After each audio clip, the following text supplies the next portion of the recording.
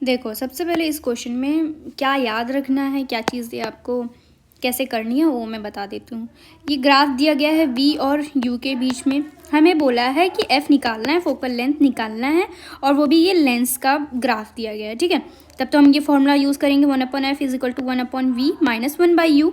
v को क्या लेंगे हम लोग 21 लेंगे क्योंकि ये पॉजिटिव में है, और u को क्या लेंगे -21 लेंगे। तो यहाँ 1/21 प्लस 1/21 आ जाएगा, और f लगभग कितना आ जाएगा 10 आ जाएगा। ये आ गया। अब हमें डेल्टा f निकालना है। तो डेल्टा f का जो फॉर्मूला होता है, मेन फॉर्मूला यही याद रखना है कि delta f upon f square is equal two plus minus delta v upon v square plus delta u upon u square, ठीक है। ये याद रखना है। यहाँ से आपका डेल्टा f निकल जाएगा। हम डेल्टा v कहाँ से लेंगे, यहाँ से लेंगे जहाँ पे ये इंटरसेक्ट मतलब ये मिल रहे हैं ना, ये दोनों यहाँ से लेंगे। तो यहाँ से 20 माइनस 21 कितना आ गया, 1। तो 1 हम लोग डेल्टा v ले लेंगे, और v कितना लेंगे 200 ले लेंगे, मतलब सॉरी 20 ले लेंगे। ऐसे ही इनका लेंगे, मतलब u इन लोगों का डेल्टा u कितना हो जाएगा 1 हो जाएगा, और u कितना लेंगे 20 लेंगे सेम। तो यहाँ पे ये फॉर्मूला मोस्ट इम्पॉर्टेंट है, ये याद रखना है। उसके बाद ये बहुत अच्छा क्वेश्चन दिया है। ये ग्राफ दिया है किसके बीच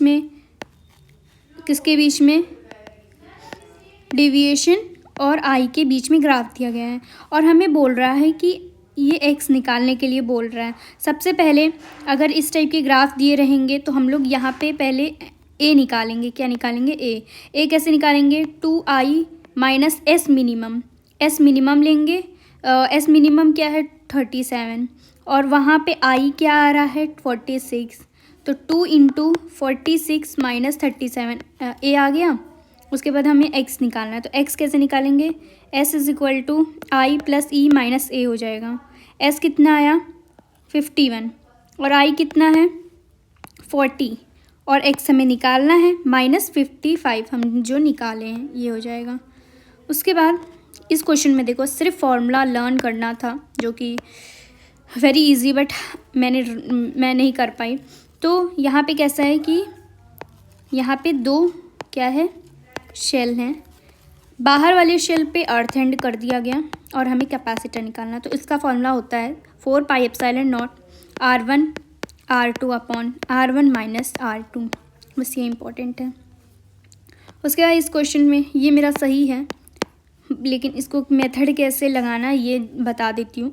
अब जैसे ये अगर हम यहाँ से करंट पास करवाएंगे तो ये इजीली करंट पास हो जाएगा, क्योंकि यहाँ कोई रेजिस्टेंस नहीं है।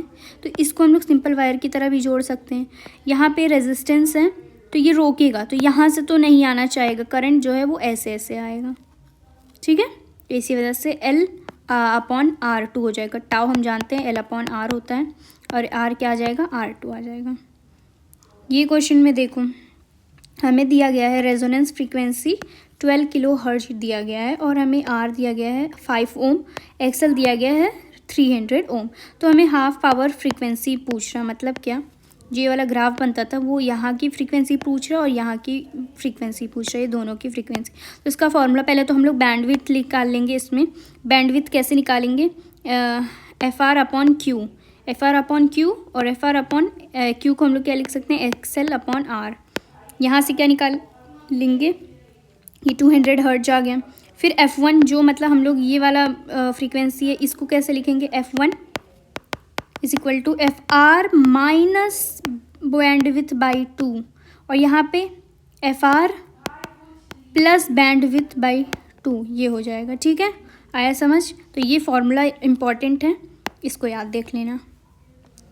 उसके बाद है ये क्वेश्चन, देखो ये बहुत मतलब मैं सही कर रही थी बट मैं एंड टाइम पे याद ही नहीं आया सही से।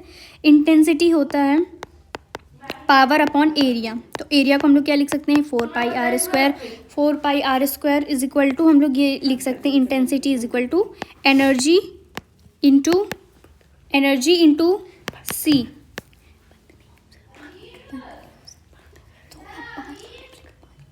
तो एनर्जी इंटू सी हो जाएगा, ठीक है।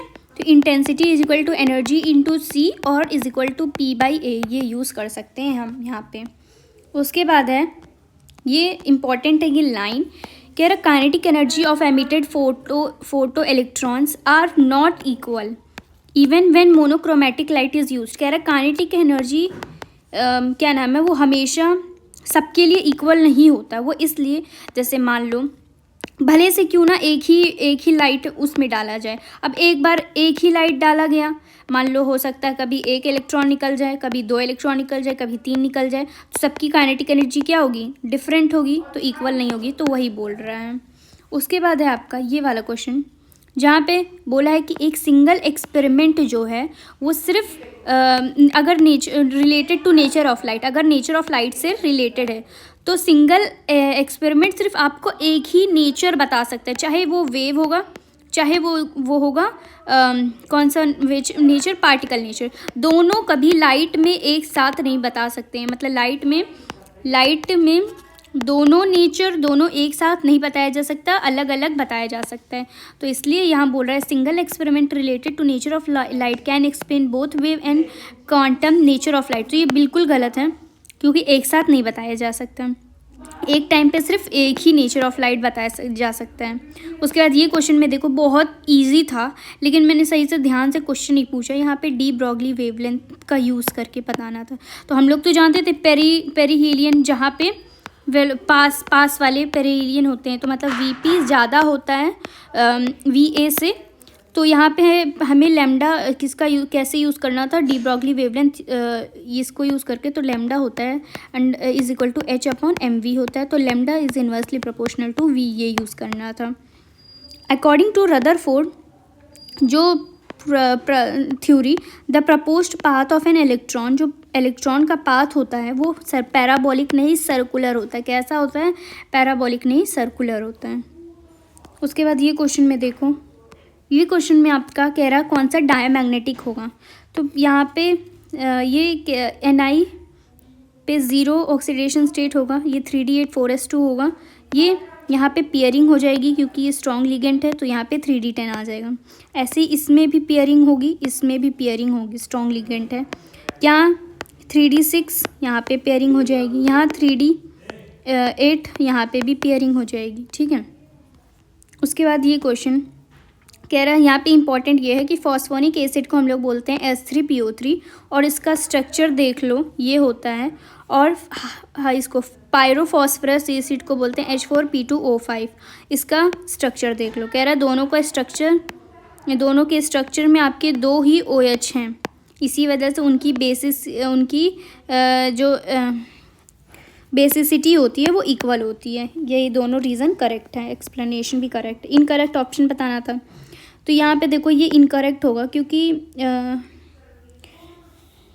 जब वो डाउन द ग्रुप जाता है तो रिड्यूसिंग नेचर जो होता है ना,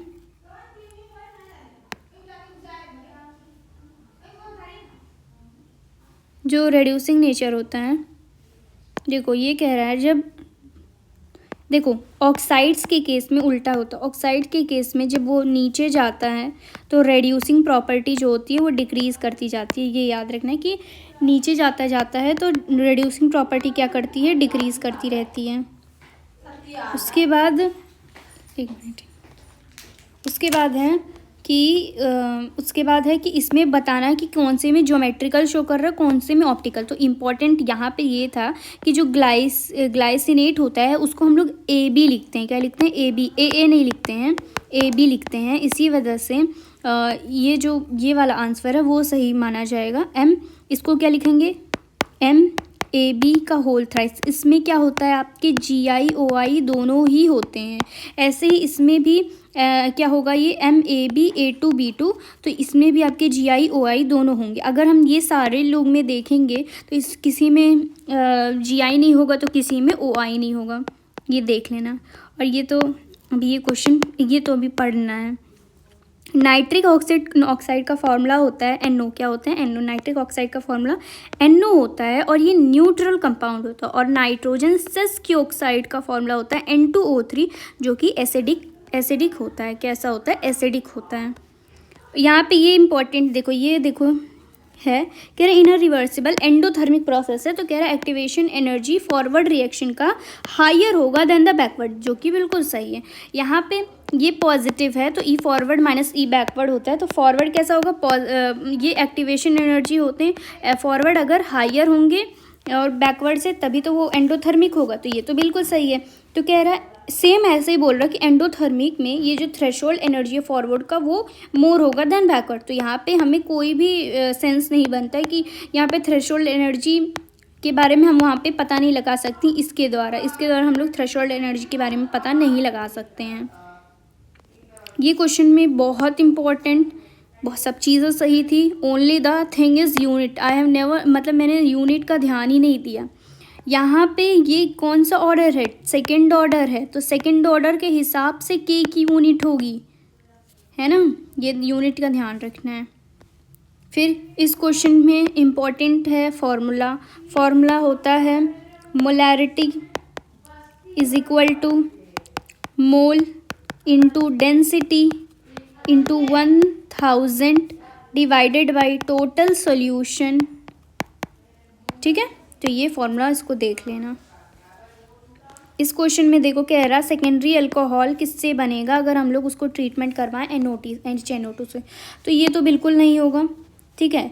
आपके इधर देखें, अगर यहाँ पे हम लोग NH2 इस साइड अगर लगाते, इसमें लगाते तो ये कहीं ना कहीं प्राइमरी अल्कोहल देता, इसमें लगाते OH यहाँ तो ये आपके सेकेंडरी अल्कोहल देते हैं, और यहाँ पे लगाते OH तो ये तो गलत ही है, ये तो आपका कोई भी अल्कोहल नहीं देगा। तो आपके याद रखना है जो अल्कोहल देने वाले होते हैं वो आपके ये NH2 वाले होते हैं, वही आपके अल्कोहल देंगे और कोई अल्कोहल नहीं देता।